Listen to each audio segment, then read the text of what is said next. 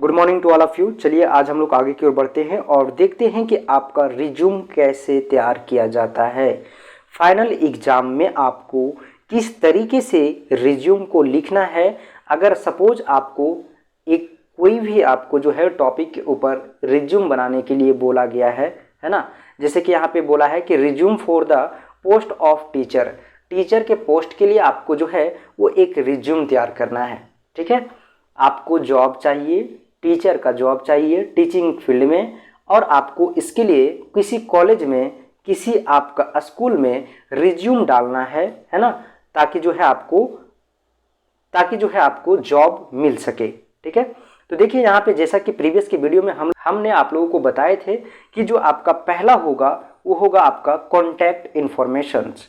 तो यहाँ पे देखिए कि आपका ये जो आपका नेम है, एड्रेस है, सिटी का नाम है, स्टेट का नाम है, पिन कोड है, फ़ोन नंबर है, ईमेल एड्रेस है, ये सभी जो आपका है वो पर्सनल इन्फॉर्मेशन है। ठीक है, आपका कॉन्टैक्ट इन्फॉर्मेशन है।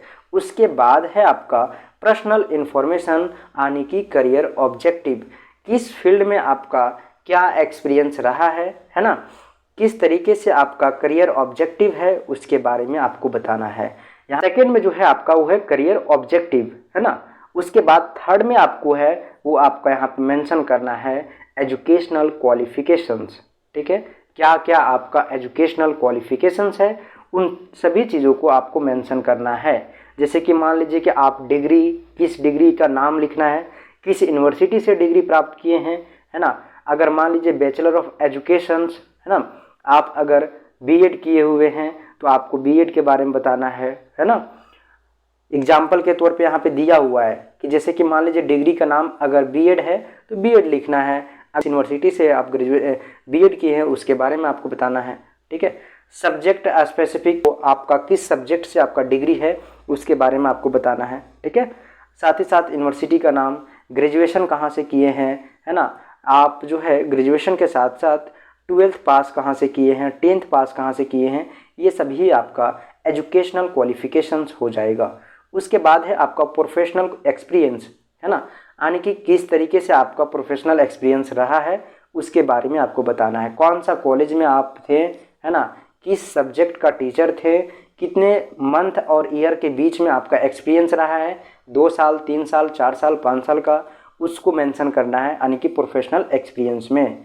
ठीक है, देखिए जब भी आपको कोई भी रिज्यूम लिखने के लिए आपका एग्जाम में आएगा तो आपको वहाँ पे अपना नाम, कॉलेज का नाम, या फिर आपको जो है वो अपना पर्सनल एड्रेस को नहीं मेंशन करना है। ठीक है, इसी तरीके से आपको लिखना है, सारा चीज़ ऐसे ही होगा एज इट इज़, सिर्फ आपको फॉर्मेट को मेंशन करना है। क्योंकि आपको मैं बता दूं कि इस पेपर में सिर्फ और सिर्फ आपको फॉर्मेट के ऊपर नंबर मिलेगा। जिसे रिज्यूम तैयार करना है तो रिज्यूम को आप फॉर्मेट बना दीजिएगा, आपको नंबर मिल जाएगा। ठीक है, जैसे कि देखिए यहाँ पे आपको यहाँ पे देखने के लिए मिल रहा है ना, कुछ चीज़ों को लिखना है, जिसे आपको एक्सप्लेन करना है तो उसको एक्सप्लेन कर दीजिएगा। जहाँ पे इन्फॉर्मेशन देना है, एक्सपीरियंस देना है, पर्सनल आपको जानकारी देना है, वो आपको अपना नहीं मेंशन करना है। ठीक है, फिर आपको यहाँ पे देखिए आप किस स्कूल में थे, असिस्टेंट प्रोफेसर थे या असिस्टेंट टीचर थे, है ना, ये आपको मेंशन करना है। उसके बाद देखिए स्किल्स, आपका स्किल किस प्रकार से था उसके बारे में आपको बताना है, एक्सेलेंट कम्युनिकेशंस या फिर आपका इंटरपर्सनल स्किल्स। ठीक है, तो इस तरीके से आप यहाँ पे स्किल्स के बारे में मेंशन कीजिएगा। ठीक है, उसके बाद फिर आपका है लैंग्वेज, किस लैंग्वेज में आपका कमांड है, हिंदी, इंग्लिश, तमिल, है ना, किस भाषा से आप जो है वो बेहतर कर रहे हैं, है ना, और टीचर किस भाषा में आपको जो है टीचिंग चाहिए। ठीक है, हॉबीज क्या है ना, हॉबीज के साथ साथ आपको इंटरेस्ट, किस फील्ड में आपको इंटरेस्ट है उसके बारे में भी आपको बताना है।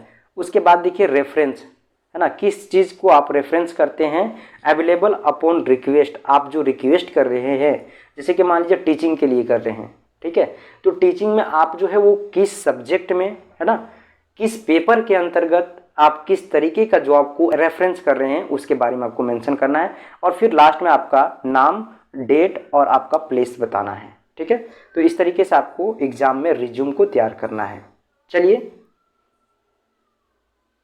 फिर मिलते हैं हम लोग एक नए वीडियो में, तब तक के लिए आप लोग को बहुत बहुत धन्यवाद।